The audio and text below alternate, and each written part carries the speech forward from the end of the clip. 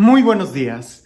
La Escritura sí que nos va llevando de la mano y parece, porque lo es de hecho, que tiene toda una intención de poder guiarnos. No es accidente los textos, al contrario, están muy bien elaborados. No cabe duda que aunque hayan sido diferentes personas en diferentes momentos y en diferente cultura en donde se escribió, ha sido el Espíritu Santo quien lo ha inspirado. Y eso lo podemos ver incluso el día de hoy, que leyendo el Evangelio y pensando en lo que hemos estado reflexionando durante toda esta semana, parece que nos va llevando hasta el punto de la culminación, donde nos invita a dar ese paso en fe y a lanzarnos por cosas nuevas en nuestra vida.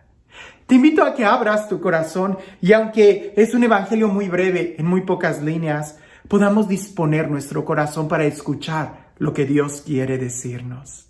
Dice así: en aquel tiempo, como todos comentaban admirados los prodigios que Jesús hacía, éste dijo a sus discípulos: presten mucha atención a lo que les voy a decir.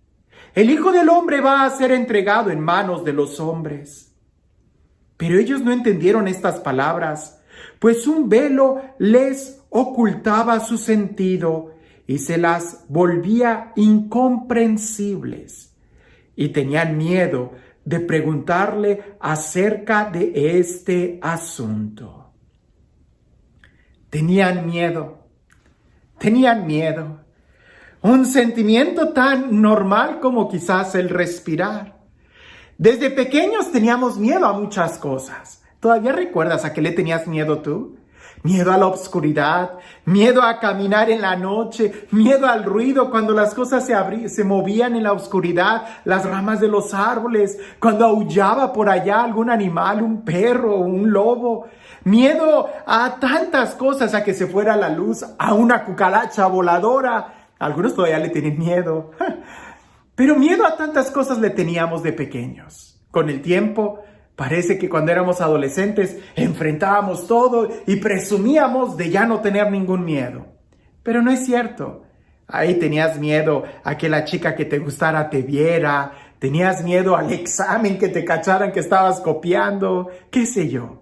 Vamos creciendo y parece que empezamos a tener miedo a no pasar el semestre, a tener que repetir el año, a no tener para poder pagar la colegiatura de la escuela, de la universidad, la inscripción. Y vamos creciendo y parece que empezamos a tener otros miedos hasta el punto que algunos le tienen miedo de una manera más real a la muerte, a la enfermedad, al fracaso. Pero todo ese sentimiento de miedo es un sentimiento muy natural, pudiéramos decir. Sin embargo, hay otro sentimiento de miedo que es al que debemos de tener cuidado, porque en el Evangelio, en otras partes, Jesús nos advierte de él: no tengan miedo, que es también parte del sentimiento que se expresa el día de hoy en el Evangelio. Tenían miedo de preguntarle. Y pareciese que ese miedo es lo que provocaba que un velo los cubriera y que no pudieran entender o ver bien con claridad lo que Jesús les estaba anunciando. Y todavía más los paralizaba al punto de no poder hacerle preguntas. Ese es el miedo que nos arruina y ese es el miedo que hay que quitar completamente de nosotros.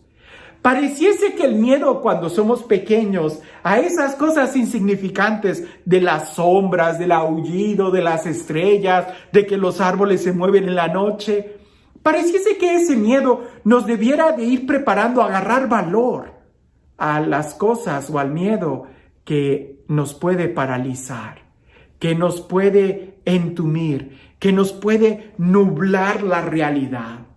En la noche, tan fácil era espantar los monstruos como prender la luz de la habitación o de la lámpara y ver qué era lo que había en el patio. Pero hoy podemos decir que es lo mismo. Tan fácil es espantar esos monstruos que nos paralizan como encender la luz de la fe, la luz de la esperanza, la luz del amor, la confianza en Dios. Dice el Evangelio que la gente admiraba los prodigios que Jesús hacía, pero tenían miedo. Una cosa es admirar, una cosa es saber que Dios puede, y otra cosa es muy diferente saber que esos prodigios los puede hacer en ti.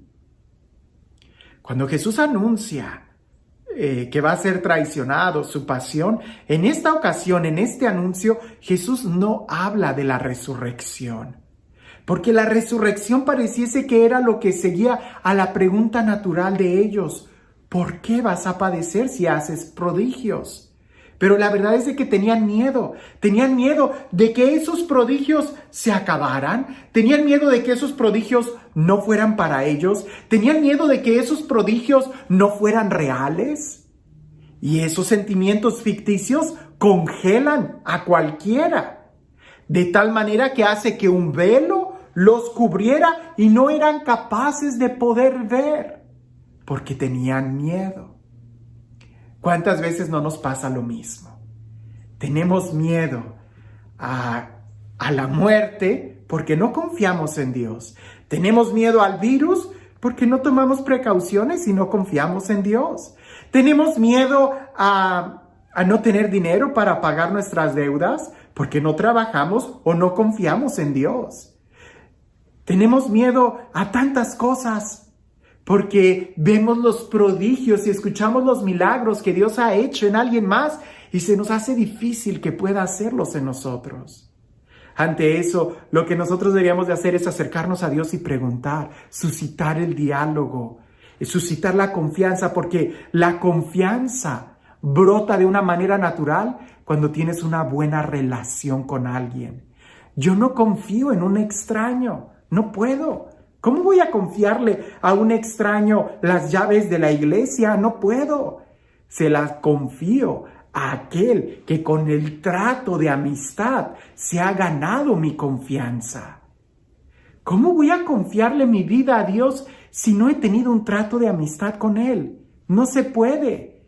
Primero tengo que tener ese trato de amistad con Él, y cuando me doy cuenta que Dios, todos esos prodigios que hablan, también los quiere hacer en mí, no solamente le voy a confiar las llaves, sino le voy a confiar mi corazón, mi vida, mi amor, mis emociones, porque confío en Él, porque lo trato, porque lo conozco. Y ese tratar, ese conocer se da cuando le pregunto, cuando lo escucho. ¿Te das cuenta que la gente de la que habla el Evangelio simplemente eran espectadores? Simplemente se maravillaban, pero no dialogaban. Simplemente estaban ahí para ver lo que Jesús hiciera, pero eso no sucedía en la vida de ellos. Estaban ahí para ver cómo Jesús predicaba a otros, pero cuando Jesús les predicaba a ellos, calladitos, no hacían ninguna pregunta. Hay un miedo que es natural, y ese miedo natural es bueno porque nos pone en movimiento. Si yo veo una víbora de cascabel o siento las arañitas de las patas de una araña, inmediatamente me va a poner en movimiento, voy a brincar. Pero cuando hay un miedo que me paraliza y hace que no pregunte, que no me acerque, que no confíe, entonces es algo irreal y que más bien depende de mi actitud, de que no he podido crecer, de que no he podido confiar, de que no he podido acercarme a Dios con un trato de amistad. La mejor terapia que existe es la oración, ese trato de amor con Dios, claro, y la lectura de su palabra, de doblar mis rodillas frente a Jesús sacramentado, me da toda la confianza y la capacidad de poder abandonarme completamente en Dios. ¿Y tú? ¿A qué le tienes miedo el día de hoy? Porque pareciese que le tenemos miedo a Dios, pero porque no nos hemos acercado a preguntarle. Y muchas veces le echamos la culpa a los demás de nuestros propios defectos y de nuestras propias inseguridades. ¿Eres tan arisco porque desconfías de todos, porque todos te han lastimado? Lo entiendo, pero ¿y has hecho el esfuerzo de tener una relación con Dios? de vencer el miedo y quitarte ese velo para poder ver que Él te ama y que Él es fiel? Cuando tengas esa relación te darás cuenta que no hay razón para desconfiar y tener miedo, mucho menos para tener miedo. Y este Dios, el Dios del amor, el Dios de la vida, el Dios de la paz, el Dios que resucitó a Jesucristo y que nos ha dado la fuerza y la capacidad para confiar en Él y hacer cosas imposibles para aquellos que creen en Dios, que creen en Él, que sea Él. Y en el día de hoy te bendiga en el nombre del Padre, del Hijo y del Espíritu Santo. A veces nos enfocamos mucho en los demás y no nos damos cuenta que somos nosotros. A veces tenemos miedo, ¿verdad? Por las cosas que los demás hacen o pueden hacer o las circunstancias muy ajenas de nosotros, cuando en realidad el miedo es algo que nosotros provocamos y no nos damos cuenta. Cuentan por ahí que un estudiante se acerca al maestro y le dice: disculpe, profesor, no entiendo lo que usted escribió en la orilla de mi examen. Y el profesor le dice: aquí dice que tienes que escribir de una manera más clara porque no puedo entender lo que tú escribes. Y el estudiante dice: porque yo tampoco entendía su letra. A veces así estamos nosotros, acusando y culpando a los demás, cuando no nos damos cuenta que somos nosotros quienes padecemos el mismo mal. El miedo no es algo que está afuera, es algo que está adentro. Y eso es por falta de confianza. ¿Qué tanta confianza tienes tú en Dios? ¿Tienes algún miedo? Que tengas un excelente día.